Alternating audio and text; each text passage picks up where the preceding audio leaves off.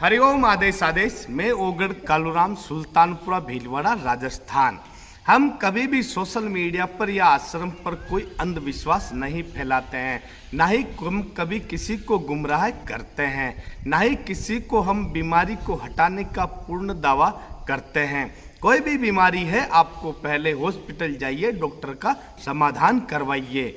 ओगढ़ कालूराम जी के द्वारा किए जाने वाले परम कर्तव्य हमेशा गौ माता की सेवा करना, समाज कल्याण करना, समाज सेवा करना और छोटे छोटे बाल बच्चों को पढ़ाने के लिए पढ़ाई लिखाई की सामग्री वितरित करना, यही ओगढ़ कालूराम जी का परम कर्तव्य है। आश्रम पर जो भी आता है उनकी समस्याओं का निवारण बिल्कुल निःशुल्क किया जाता है। आश्रम पर किसी भी तरह की कोई ठगाई या पैसा या चार्ज नहीं लिया जाता है। केवल हम आश्रम पर आए हुए भक्तों को महाकाल के आशीर्वाद से उनकी समस्याओं का निवारण करवाते हैं। तो यहाँ पर बिल्कुल निःशुल्क समाधान किया जाता है।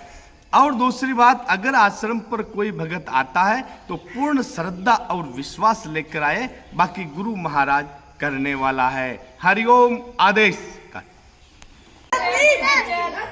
आपके पढ़ाई अच्छा पढ़ाती है मैडम आपका? अच्छा, तो अब आगे से पढ़ लिख के अच्छा होशियार बनोगे।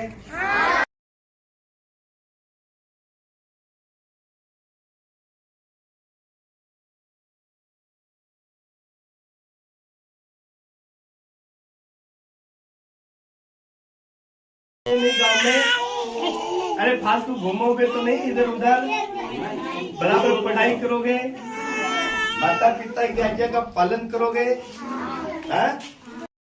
हरिओम आदेश आदेश। मैं ओगढ़ कालूराम, सुल्तानपुरा भीलवाड़ा, राजस्थान। सर्वप्रथम मैं मेरी सभी माताओं, बहनों, भाइयों, गुरुओं, गुरु भाइयों को तहे दिल से बारंबार प्रणाम करता हूँ। आज हम महाकाल के श्री चरणों में हैं। हर सोमवार को हम सुबह 8 बजे महाकाल के श्री चरणों में आ जाते हैं। ये माँ शमशान घाट में है और नदी के बीच में है। आज हम आपको बताएंगे कि पारद शिवलिंग यानी पारे का शिवलिंग जब बनाया जाता है तो उसमें कौन सी एक ऐसी जड़ी बूटी मिलाई जाती है जिसमें वो पारा समाहित होकर एक उसको एकत्रित हो जाता है। पारा हर किसी चीज़ में समाहित नहीं होता है और पारा किसी के चीज़ में मिलता नहीं है। तो जब पारे का शिवलिंग बनाया जाता है तो उसमें कौन सी एक जड़ी बूटी मिलाई जाती है, उनके बारे में आज हम आपको बताएंगे। ये हमारे महाकाल है जो आप ये देख रहे हो, इसको हम थेतुम्बा बोलते हैं, यानी राजस्थानी भाषा में इसको थेतुम्बा बोलते हैं। ये जो थेतुम्बा है 100 ग्राम पारा, 100 ग्राम पारा और 100 ग्राम चांदी का चूर्ण और कम से कम 10 फल थेतुम्बे के मिलाए जाते हैं। ये आप देख रहे हो, ये थेतुम्बा है। ये छोटे छोटे इसके फल हैं, आप ये देख रहे हो ना, ये इनके छोटे छोटे फल हैं। इन फल को तोड़ना पड़ता है, फिर सोमवार के दिन भर ऐसे छोटे छोटे फल थेतुम्बा के तोड़ के इस पे बहुत फल आते हैं। ये पौधा ऐसा बड़ा नहीं होता है, ये छोटा ही रहता है। सोमवार के दिन में 100 ग्राम पारा, 100 ग्राम चांदी का बुरादा और ऐसे फल कम से कम 40 फल ऐसे होना चाहिए। ऐसे 40 फल तोड़ के इसको अच्छी तरह से तीनों चीज़ को मिक्स में करें, पारे को, थेतुम्बा को और चांदी के चूर्ण को। फिर एक घोटा लेकर के उसमें इन तीनों चीज़ को डाल करके इसको कूटते रहें, यानी जो किसी चीज़ में भांग मिलाई जाती है उस तरह से इनको अच्छी तरह से मिलाते रहें, मिलाते रहें, मिलाते रहें। मिलाते मिलाते मिलाते कम से कम आपको इसमें समय लगता है 8 घंटे या 9 घंटे। 9 घंटे के अंदर अंदर ये इसके ऐसे फूल आते हैं, इसको थेतुम्बा बोलते हैं और इसको ऐसे फूल आते हैं। 9 घंटे तक इसको घोटते रहिए, घोटते रहिए, घोटते रहिए। घोटते रहने के बाद में ये धीरे धीरे पारा जमने लगेगा। जब पारा जम जाता है तो उसके बाद में फिर इनका शिवलिंग का आकार बना लें। शिवलिंग का आकार बनाने के बाद में इसको कम से कम 2 किलो नींबू का रस निकाल कर उसके अंदर इसको छोड़ देवें, तो ये शिवलिंग पूरा ठोस हो जाएगा। ये कभी जब इस तरह से अगर आप पारे का शिवलिंग बनाते हो तो आपको ये शिवलिंग इतना काम करता है कि बहुत ज़्यादा, इसके वजह से बहुत फल लगते हैं। इससे ज़्यादा ये बड़े नहीं होते हैं, ये छोटे ही रहते हैं। तो एक बार हम वापस बता देते हैं आपको।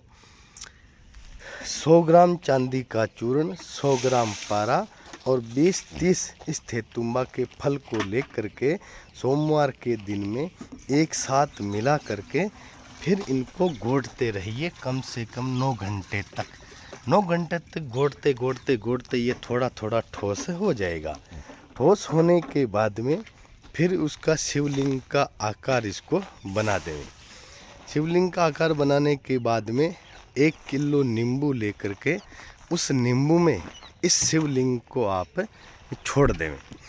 फिर उसको अच्छी तरह से पड़ा रखें, कम से कम 1 दिन और 1 रात तक उस शिवलिंग को पड़ा रखें। शिवलिंग ऑटोमेटिक ठोस हो जाएगा, यानी शिवलिंग जम जाएगा। जमने के बाद में फिर इसको आप नियमित पंचोपचार तरह की पूजा करते हो तो आपको बहुत बढ़िया फल और बहुत अच्छी सिद्धि प्राप्त होती है। तो ये जो हमने पारे का शिवलिंग बनाने की पूरी विधि विधान जो बताई है, तो इनका आप अवश्य करें तो आपको एक बहुत बढ़िया फल प्राप्त होता है।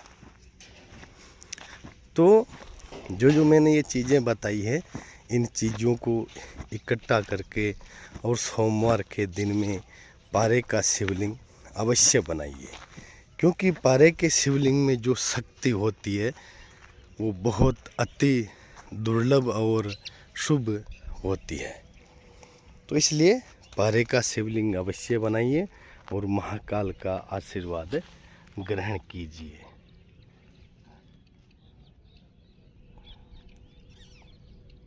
क्योंकि जो महाकाल के भगत होते हैं वो अवश्य पारे का शिवलिंग बनाकर उनकी पूजा करते हैं। इसलिए मेरे प्यारे भाइयों, महाकाल की पूजा करो और हमेशा खुश रहें। हरिओम हरिओम।